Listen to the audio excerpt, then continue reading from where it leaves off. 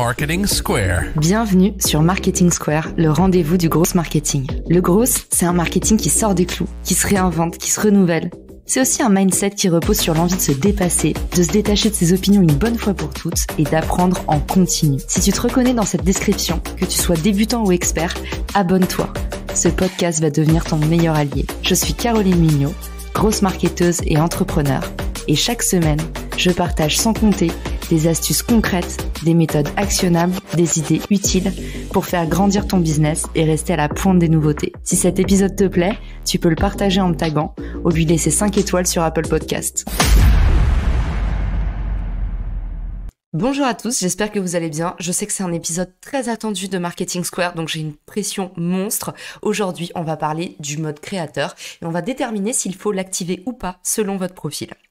Alors, tout d'abord, le mode créateur, qu'est-ce que c'est ? Alors, c'est une nouvelle fonctionnalité de LinkedIn qui a été mise en place en juin 2020. À savoir que pour le contexte, les contenus partagés sur LinkedIn ont augmenté de 50% en 2020. C'est énorme, c'est des chiffres qui sont communiqués par LinkedIn. LinkedIn est donc passé à l'action et depuis juin, ils ont pris une décision. Ils vont permettre aux créateurs de mettre plus en avant, via leur profil, les publications et leur activité versus les expériences professionnelles. Puisque finalement, LinkedIn n'est plus du tout un espèce de CV interactif. On a bien compris que LinkedIn, en fait, c'était un puissant outil de personal branding pour construire sa marque personnelle. Donc LinkedIn, petit à petit, est en train d'évoluer vers cette économie des créateurs de plus en plus. À savoir que 50% des suivis des gens qui vous follow viennent de votre page profil en elle-même. Donc, comment est-ce qu'on active ce mode créateur ? Et puis, surtout, ça change quoi ? Alors, pour l'activer, vous allez aller sur votre profil et vous avez la petite rubrique qui s'appelle Mon dashboard, donc mon tableau personnel en français. C'est un petit peu surligné d'une couleur bleue et ici, vous allez voir mode créateur. Il vous suffit d'appuyer sur le bouton et de sélectionner 5 hashtags qui correspondent à vos thèmes de prédilection. Je vous mets, merci beaucoup Eric d'ailleurs, qui m'a envoyé cette ressource. Dans les ressources de l'épisode, la liste des hashtags qui sont le plus suivis sur LinkedIn, c'est une super bonne stratégie pour vous de mélanger des hashtags à très fort volume avec des hashtags un petit peu plus niche pour votre stratégie des 5 hashtags. Ensuite, qu'est-ce que ça change, le mode créateur ? Eh bien, d'abord, votre bouton, par défaut, se connecter, va devenir un bouton suivre. Ça va être beaucoup plus compliqué de vous ajouter. Donc, pour ceux qui sont harcelés de demandes, c'est déjà une super idée. Ou pareil, si votre réseau est plein. Ensuite, le nombre de followers apparaît super visible, donc là, LinkedIn se Instagramise et en gros, l'idée, c'est d'apporter un maximum de preuves sociales puisque vous connaissez le jeu, c'est plus t'es suivi, plus t'es suivi. Donc voilà, vous avez votre numéro de followers en gros. Ensuite, vos sujets de prédilection, donc les fameux 5 hashtags, et puis la section activité qui va pousser davantage tous vos contenus. C'est pour ça que ceux qui activent le mode créateur, je vous fais un petit spoiler, mais vous allez voir qu'il y a plus de découvrabilité sur ce que vous faites. C'est parce que du coup, les gens peuvent vraiment se balader dans vos contenus, ce qui était beaucoup plus difficile auparavant. Et enfin, et ça c'est une nouveauté qui date d'il y a 8 jours, c'est pour ça que je me suis dépêchée de faire cet épisode, je me suis dit là, il est temps de s'y mettre. Vous avez accès aux outils créateurs par défaut, c'est-à-dire que vous n'avez plus besoin de demander l'autorisation pour avoir accès au LinkedIn Live ou à la newsletter. Et ça fait des semaines que beaucoup de gens me disent « mais j'arrive pas à remplir le formulaire, tout ça ». Donc je pense tout simplement que LinkedIn, comme d'habitude, ne sait pas tout faire à la fois. Donc quand ils sortent une nouveauté, tout est cassé derrière. Donc voilà, à partir de maintenant, si vous avez activé le mode créateur, selon certaines conditions que je vais vous détailler juste après, mais du coup, vous avez accès au live et à la newsletter. Donc maintenant, hyper intéressant, du coup, depuis 8 jours, il y a eu une update, une mise à jour. Et désormais, les outils créateurs sont disponibles par défaut sur tous les modes créateurs. Alors moi, j'avais déjà mon LinkedIn Live depuis 1 an, mais j'avais fait la demande, ça avait été compliqué, il fallait envoyer un formulaire. Et en fait, maintenant, du coup, par défaut, ce sera activé à condition de remplir, du coup, à la fois pour les newsletters, alors ça s'appelle bulletin en français, les LinkedIn bulletins, à la fois pour les newsletters et à la fois pour les lives, il faut remplir certaines conditions.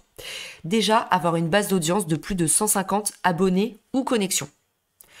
Ensuite, avoir récemment eu des actions sur LinkedIn. Donc, envoyer des messages, faire un post, publier un article. Ensuite, forcément, respecter les terms and conditions, les conditions d'usage du réseau LinkedIn. Et enfin, ne pas être basé en Chine. Donc voilà, si vous remplissez ces critères-là, par défaut, vous avez le mode créateur activé. Donc c'est génial.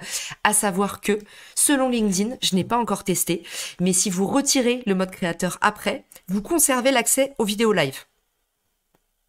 Encore quelque chose qui n'est pas très logique finalement, mais voilà, c'est ce que c'est communiqué par LinkedIn. Qu'advient-il de mon accès vidéo si j'éteins le mode créateur? Même si vous avez désactivé le mode créateur, vous conservez l'accès au live vidéo. Donc voilà, ça c'est avéré, même si je ne l'ai pas testé, c'est quand même marqué dans la FAQ LinkedIn. Donc maintenant, revenons à nos moutons. Faut-il ou pas activer le mode créateur? Je vais vous dire dans un premier temps ce qui a été observé par les statistiques et ensuite ce que moi j'ai vérifié. Alors, dans un premier temps, observé par les statistiques, il faut environ attendre 2 mois pour voir les premiers effets du mode créateur. Ensuite, on nous dit, le mode créateur n'augmente pas le reach ni l'engagement sur vos contenus. Ensuite, on nous dit, le mode créateur permet de construire une communauté 5 fois plus vite, une communauté de followers. Également, si vous avez activé le mode créateur, vous allez recevoir 3 fois moins d'invitations. Donc, si vous êtes au seuil des 30 000 connexions, ça vaut vraiment le coup.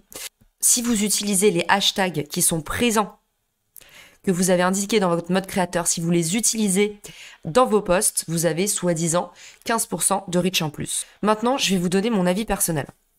Mon cas personnel, c'est que j'ai pas augmenté mon reach, mais j'ai eu un reach plus étalé. C'est-à-dire qu'en fait, je remarque qu'il y a des gens qui peuvent binger mes posts, alors qu'avant, ils ne le faisaient pas. Par contre, j'ai moins d'engagement qu'avant. Pourquoi? Parce que j'avais quand même une communauté assez soudée, j'étais présente sur LinkedIn, très présente, à poster 1 fois par jour depuis plus d'1 an. Donc, forcément, les gens qui étaient connectés à moi, c'était un peu mon noyau dur. Et quand j'ai basculé en mode créateur, mon noyau dur me voyait moins. Donc, mon engagement a chuté. En gros, le mode créateur booste votre découvrabilité. Pour moi, il y a 3 choses qui sont un peu dérangeantes avec le mode créateur. Tout d'abord, vous ne voyez pas l'activité des gens qui vous suivent. Vous pouvez donc pas facilement engager, échanger avec cette audience, ni mieux la comprendre ou l'observer. Et pour moi, c'est un peu la base de la création de contenu. Ensuite, point numéro 2, pour vous lancer, moi on m'a toujours dit, et je le répète souvent dans le podcast, il vaut mieux 100 personnes qui vous aiment que 1000 qui vous suivent à moitié. La réciprocité, c'est essentiel. Du coup, vos connexions, elles vont vous faire des retours beaucoup plus sincères et beaucoup plus qualitatifs que des gens qui vous connaissent pas. Et enfin, si vous avez écouté le podcast, point numéro 3, vous savez que les connexions voient plus votre contenu que les followers. Les followers voient votre contenu 5 fois moins en moyenne que vos connexions.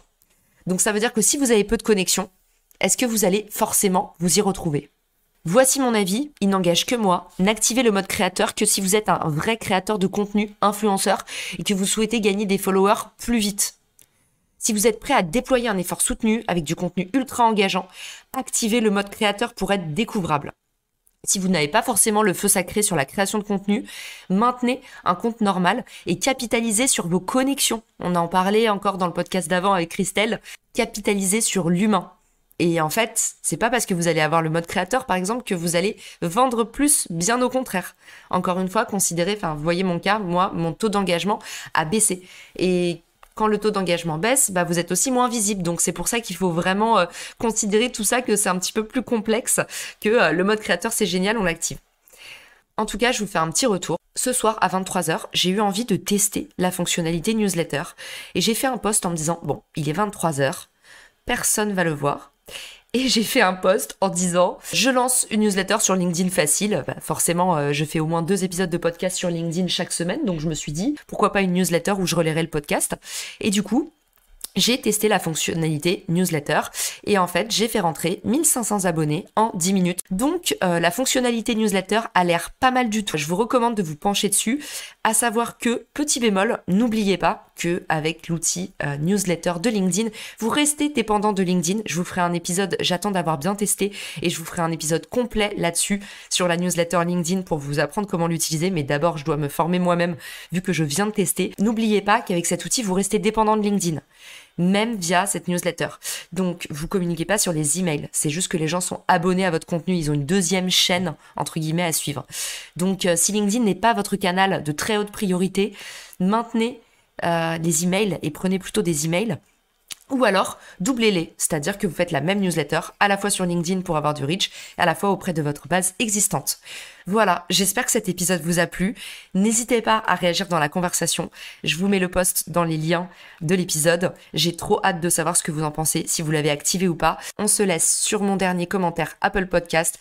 Je remercie vraiment les gens qui m'aident à faire découvrir le podcast en laissant un petit commentaire sur la fiche Apple Podcast. Il y a le lien direct dans la description du podcast.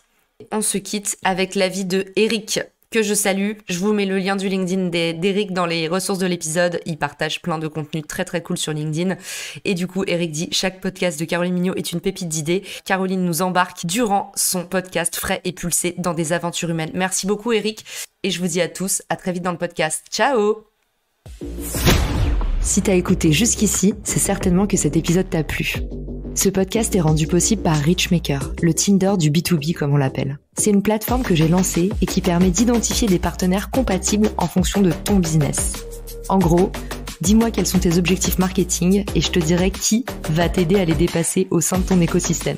Pourquoi aller chercher ses clients un par un quand on peut placer sa croissance en pilote automatique? Plus d'excuses, passe à l'action et à très vite sur Marketing Square, le podcast du gros marketing. Marketing Square.